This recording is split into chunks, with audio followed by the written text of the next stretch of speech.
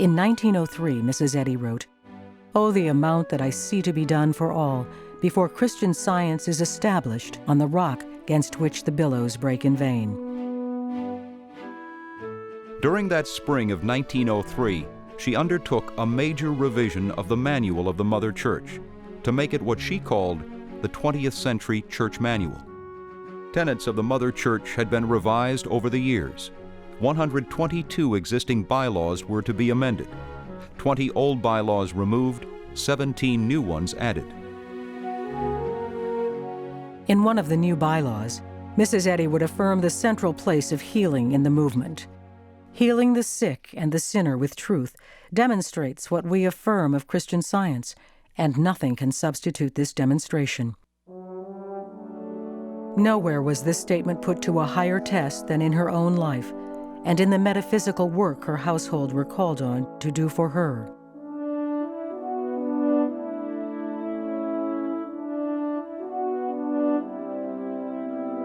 Years earlier, Mrs. Eddy had written, "Whosoever proclaims truth loudest becomes the mark for error's shafts."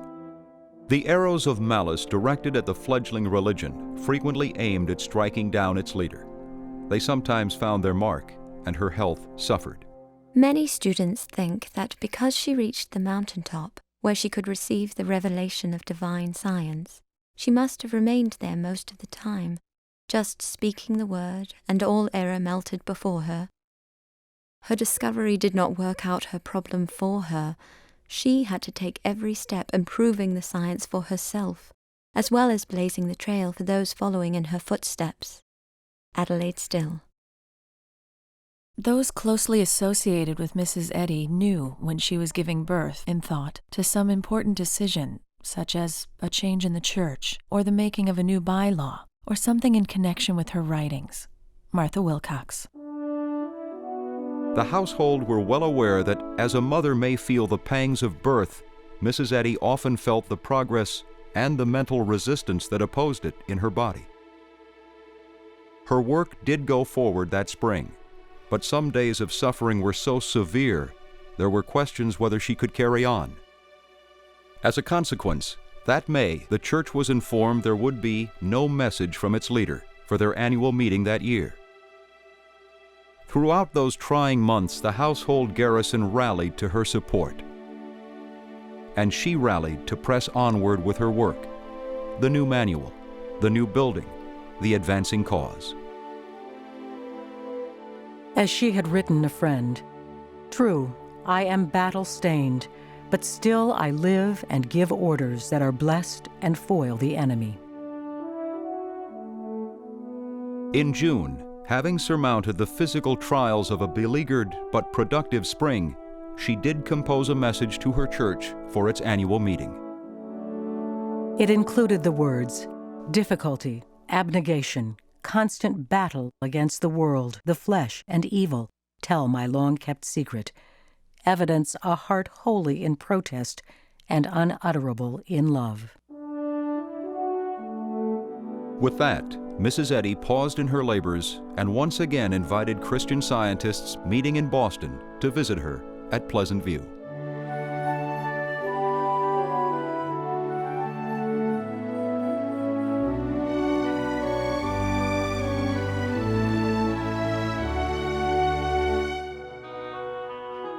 They came by train, carriage, motor car, thousands, 10,000 by some counts, on 5 expanded regular trains, 9 special trains, 100 rail cars in all. They poured into Concord, women in their finest dresses and men in dignified top hats eating basket lunches on the curbs and pastures along Pleasant Street. A little after 1, the throng were invited onto the lawns at Pleasant View to greet Mrs. Eddy and hear a few words from her. At 1:30, she stepped onto the veranda outside her study and looked out on the sea of faces. Beside her, the ever-watchful Calvin Fry perched on the balcony rail. The crowd stood in silence, straining to catch every word. She greeted them, "Beloved brethren, welcome home. To your home in my heart. Welcome to Pleasant View, but not to varying views. I would present a gift to you today, only this gift is already yours. God hath given it to all mankind. This gift is a passage of Scripture. It is my sacred motto, and it reads thus: Trust in the Lord, and do good. So shalt thou dwell in the land, and verily thou shalt be fed. And he shall bring forth thy righteousness as the light, and thy judgment as the noonday. With a few more words she concluded, In parting, I repeat to these dear members of my church, trust in truth, and have no other trusts. With a final gesture to them all, she turned and went back through the door and down the hall to her study. Her young secretary, John Lathrop, was there. He recalls, She sat down in her big chair, folded her hands, and said to me, Wasn't it a wonderful occasion? Then she asked me, What are they doing? I looked below and told her they were having silent prayer. We will pray too, she said. Now what are they doing? She asked.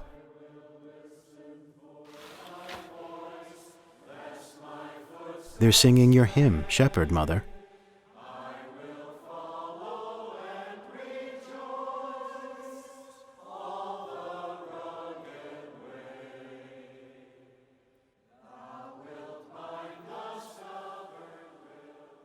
After that, they repeated the scientific statement of being.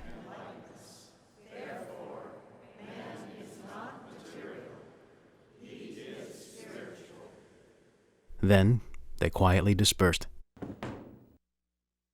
And when I told her, she said, Now I will see what God says about it. She took up her Bible and opened it at random to read the first passage her eyes would light upon. It was Isaiah.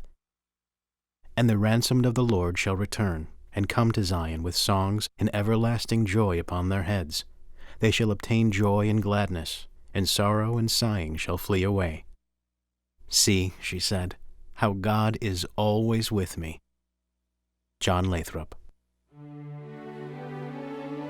When her address was published, she would include the passage she had turned to, stating, Today is fulfilled the prophecy of Isaiah.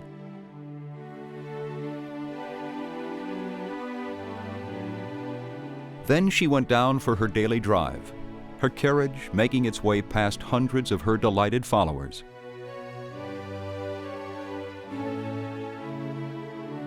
For all the happiness around her, a rugged way still lay ahead.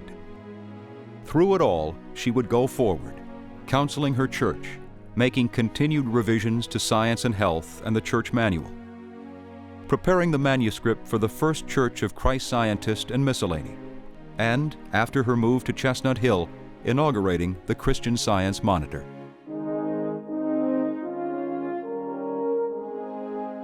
Those in her household who had answered the call had served her well along the rugged pathway that lay behind. Whatever challenges lay ahead would not turn her faithful workers from their calling, nor turn her from her purpose. As she herself had written, Has God entrusted me with a message to mankind?